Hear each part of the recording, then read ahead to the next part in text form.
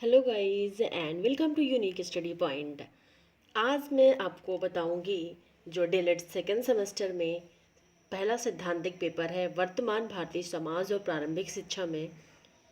उसमें मैं आपको प्रारंभिक शिक्षा की पृष्ठभूमि जो टॉपिक है उसमें जो वैदिक कालीन शिक्षा है उसके बारे में मैं बताऊंगी। ये क्लास आपकी 6th है। 5 क्लासें आपकी ऑलरेडी इस सब्जेक्ट की लग चुकी हैं। जिस किसी ने भी नहीं देखा है वो प्लेलिस्ट में जा कर के देख सकता है। वीडियो शुरुआत करने से पहले आपसे एक रिक्वेस्ट है, यदि आपने अब तक चैनल को सब्सक्राइब नहीं किया है तो सब्सक्राइब कर दीजिए और बेल आइकन को ज़रूर प्रेस कर दीजिएगा। ठीक है, आपको मैं पूरा ये पेपर जो सैद्धांतिक विषय है मैं आपको पूरा कवर करूँगी, इसलिए आपको कोई वीडियो ना छूट पाए, इसलिए आप उसको सब्सक्राइब ज़रूर कर दीजिए।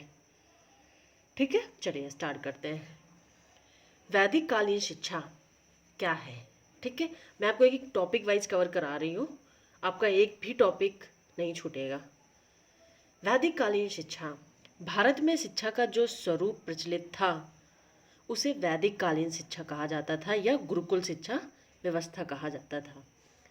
वैदिक काल नाम से ही पता चल रहा है कि वेद पर आधारित शिक्षा, यानी कि गुरु के कुल में प्राप्त की जाने वाली शिक्षा क्या होती थी? वैदिक कालीन शिक्षा।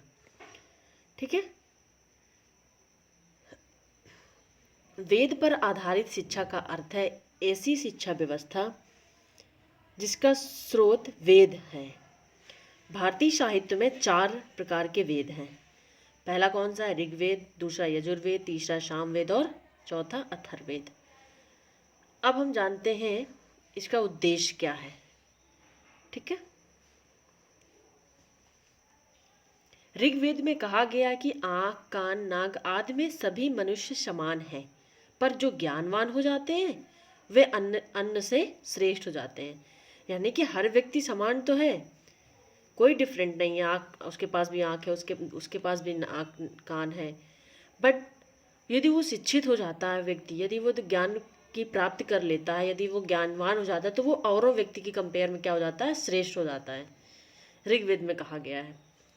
स्पष्ट है कि वैदिक कालीन शिक्षा का मकसद था व्यक्ति को ज्ञान में प्रवीण करना था, निपुण करना। ठीक है, वैदिक कालीन शिक्षा में केंद्र बिंदु क्या होता था? धर्म होता था।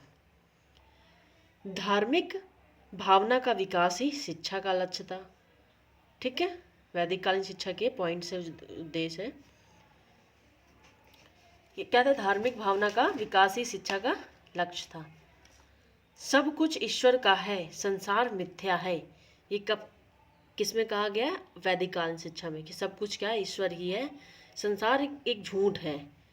ठीक, 4 वेद मैंने आपको बताया। यदि एक वेद की ज्ञाता को क्या कहा जाता है? स्नातक कहते हैं। जो 2 वेद की ज्ञाता को क्या कहते हैं? वसु। 3 वेद की ज्ञाता को रुद्र कहते हैं और चौथे वेद की ज्ञाता को क्या कहते हैं?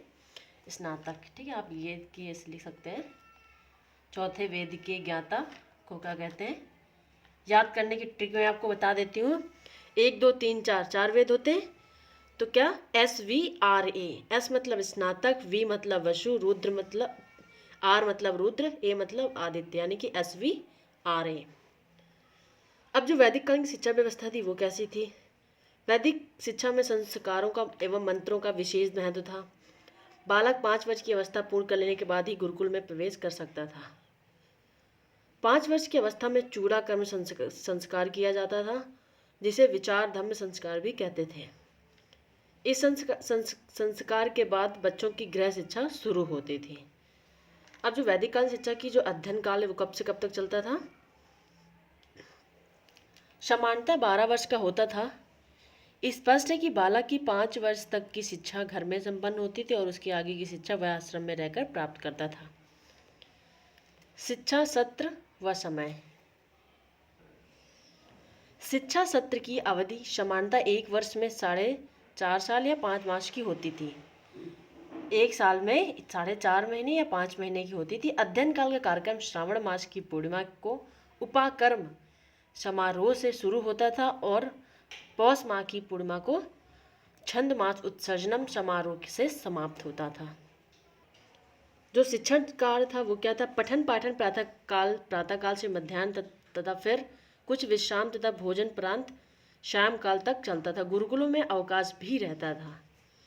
शिक्षा केंद्र क्या था? प्राचीन काल में शिक्षा प्रकृति के स्वाभाविक वातावरण और खुले माहौल में होती थी।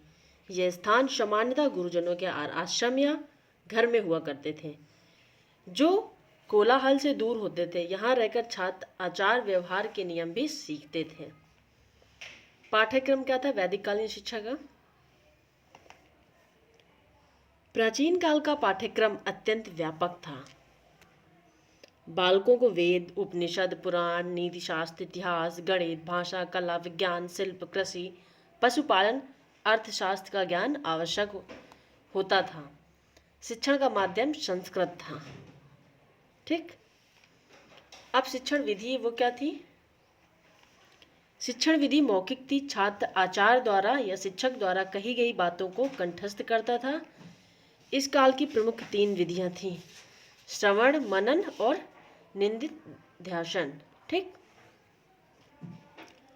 वैदिक काल शिक्षा के जो गुरु और शिष्य का संबंध था वो कैसा था?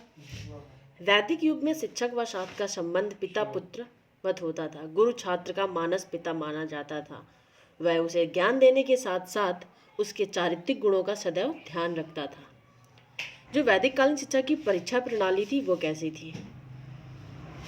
वैदिक युगीन शिक्षा प्रणाली परीक्षा विहीन होती थी, यानी कोई पेपर नहीं होते थे। गुरु नया पाठ तब पढ़ाता था जब छात्र पहले पढ़ाए गए पाठ को पूरी तरह से तैयार कर लेता था तथा वह छात्रों की तैयारी से संतुष्ट हो जाता था। वही एक तरह से परीक्षा हो जाती थी उनकी। ठीक है, इसके बाद ही कोई नया सेशन स्टार्ट करता था। तो आज मैं अपनी वीडियो यहीं पर समाप्त करती हूँ। अगले वीडियो में आपको बौद्धकालीन शिक्षा के बारे में बताऊंगी। ठीक है, आप इस चैनल को सब्सक्राइब नहीं किया तो प्लीज़ सब्सक्राइब कर दीजिए, और जिस किसी ने भी 5 क्लासेस नहीं देखी वो जा करके प्लेलिस्ट में जा करके देख सकता है। Thank you so much for watching this video. Thank you so much.